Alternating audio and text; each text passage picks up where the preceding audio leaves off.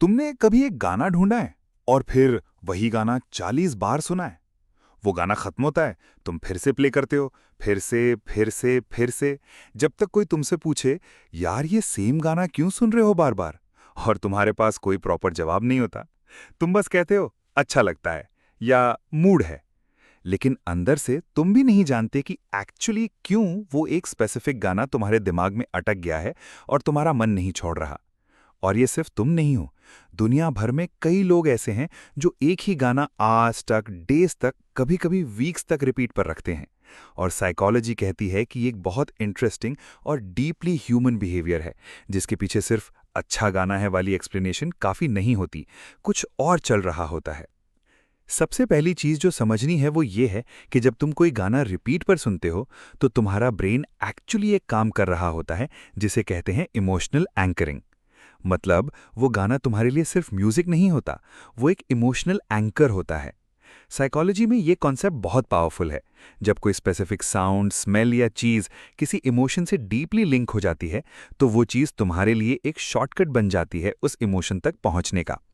तो जब तुम कोई गाना बार बार सुनते हो, यूजुअली वो तब होता है जब तुम कोई स्पेसिफिक इमोशन फील कर रहे होते हो जो तुम्हें बहुत स्ट्रांगली अफेक्ट कर रही होती है।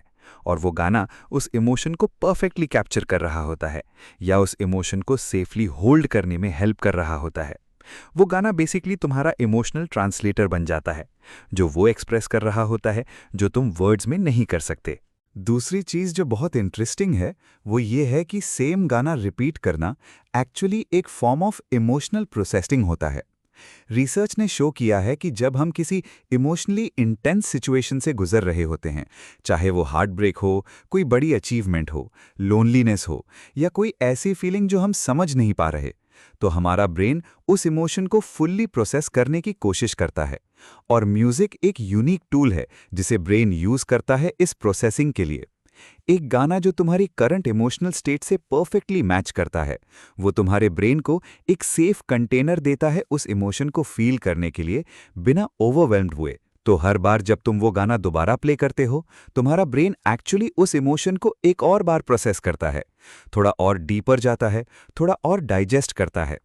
ये तब तक होता रहता है जब तक वो इमोशन फुल्ली प्रोसेस नहीं हो जाती, और इसलिए गाना ऑटोमैटिकली एक दिन बोरिंग लगने लगता है, रिपीट करना बंद हो जाता है, क्योंकि काम हो गया होता है। तीसरी और शायद सबसे क्वाइटली पावरफुल चीज है आइडेंटिटी एंड मेमोरी कनेक्शन। ये वो लोग होते हैं जो एक स्पेसिफिक गाना इसलिए रिपीट करते हैं क्योंकि वो गाना उन्हें एक स्पेसिफिक टाइम, एक स्पेसिफिक फीलिंग या एक स्पेसिफिक वर्जन ऑफ देमसेल्व्स से कनेक्ट करता है। वो गाना सुनता है तो एक पूरा एरा फील होता है, एक रिलेशनशिप, एक फेज ऑफ लाइफ, एक मोमेंट जब सब कुछ अलग था। और जब जिंदगी ओवरवेलमिंग लगती है, जब प्रेजेंट कंफ्यूजिंग होता है, तो वो गाना एक टाइम मशीन की तरह काम करता है।